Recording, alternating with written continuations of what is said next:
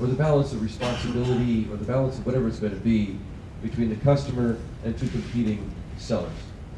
And I'll leave it up to you and Dr. Burton to yeah. Tell us how that goes.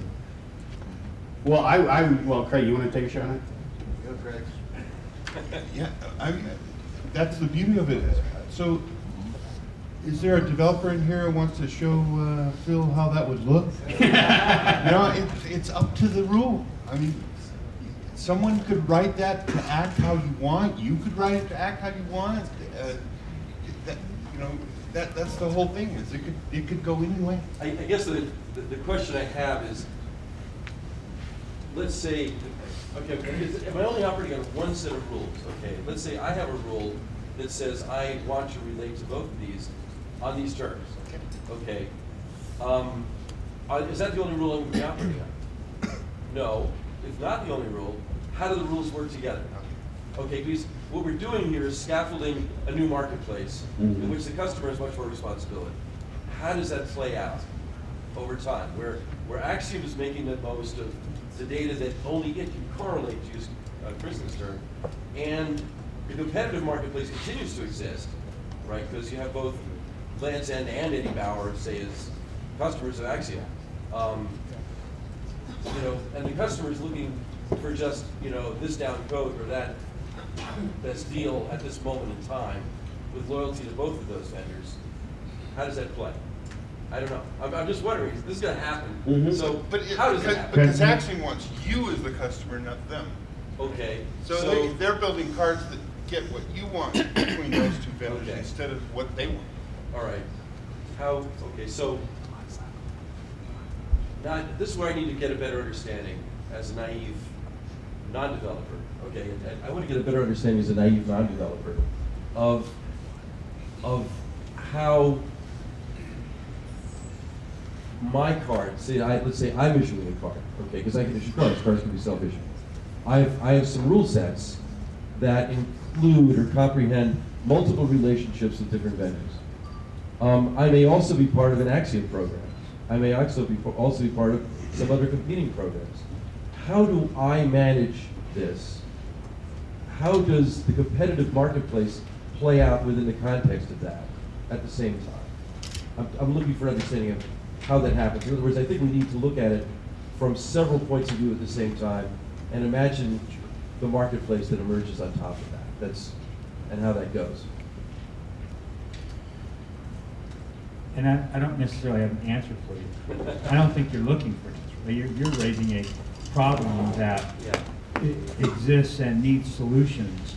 I think a couple of thoughts that I had as you were talking is we probably shouldn't conflate your use of rules with the Kynetx rules, in the sense that the Kynetx rules might be the program that is actually negotiating between a set of a policy, let's call it a policy rather than rules, right? You have a policy which looks like data.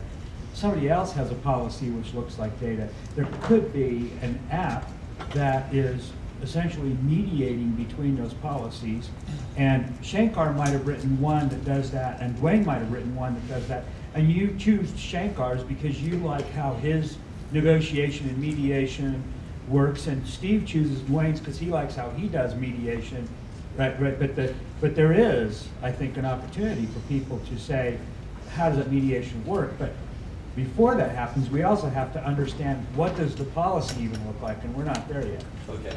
Is that fair? Does that make sense from what you're saying? That's good, because I realize that this is a done thing, it's a started thing. It's probably about a Kindle on it. Well, I'll just say one thing. Don't confuse a self-issued card with a card that has a rule attached to it.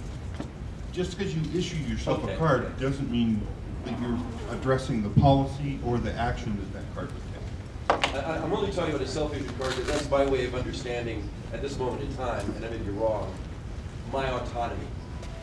Yes. Okay, so that's really what I'm talking about. Whether that's a self-issued card or something else. It could be that I get a card from Acxiom that gives me that autonomy also. It's your selection. Okay. And you get to choose what's in it. Okay. We have a question back here as well. Doc, when you asked that question, what occurred to me is that some smart developer is going to figure out that they can go to Acxiom and ask the question, hey, you know, buyer, we see that you like both Land's End and their competitor. Would you like us to let them know that you're choosing between them so you can bid against each other for this sale? That's the really smart application that I think that this stuff could enable, depending on what that back channel is. Well, the retailers want some of that. That would require a relying party playing, whereas some Or an other party agent. wouldn't. Or an agent.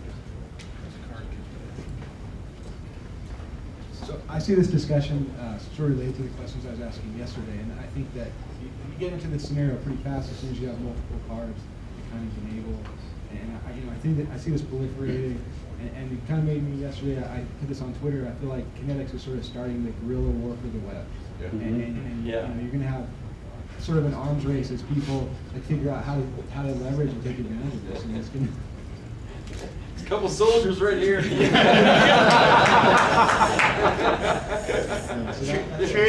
looking to mix it up a little bit.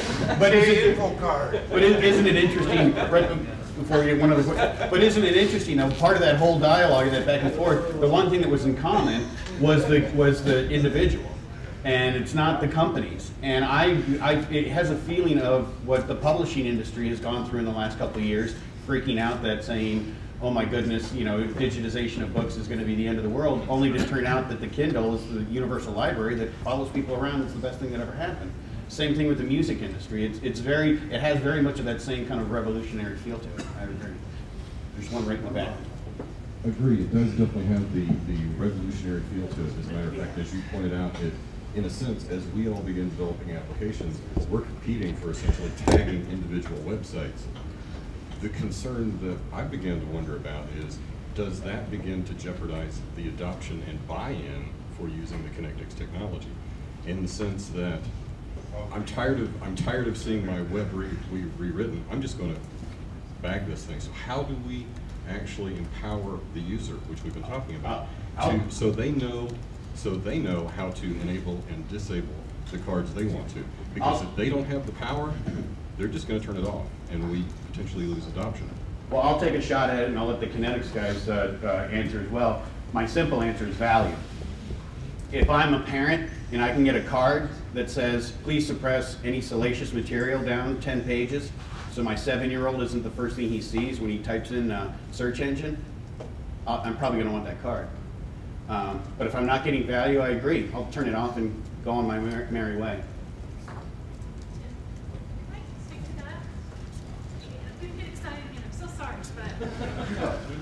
Wait, can you repeat that? Christin Knight, isn't she lovely? And it's not just because we share a name that I love too, but this is the future of SEO. So just like when certain rules came into play on Google, and you had to be in that doorway and able to play, and a whole industry blossomed around it. How rules are used by users, how apps are used by users, and how they play with each other is a disruptive technology, is a new industry. And you guys are at the forefront of it. And I'm sorry I'm going to evangelize here, but I'm really excited to be a part of this because this is what the internet was meant to be. And there's layers of revenue I see here. So let's say Eddie Bauer and Land's End have a very similar card. Great. I'm a user. I love them both. There's a revenue model with both of those. Then there's one on top of it that watches those two cards independently and collects data and charges someone. Thank you, Acxiom's business model now. Then there's one that helps the user manage those cards. There's one that helps sell between the rules. So I know you have Eddie Bauer, I know you have Land's End. Well, guess what? I want to sell you Zappos. So there's an entirely new business here, guys. And you kind of have to think a little bit outside the box, but there's a lot of money in it. And like I said, it's what the internet was meant to be. And I'm so sorry for taking over your talk. So. Bring it on!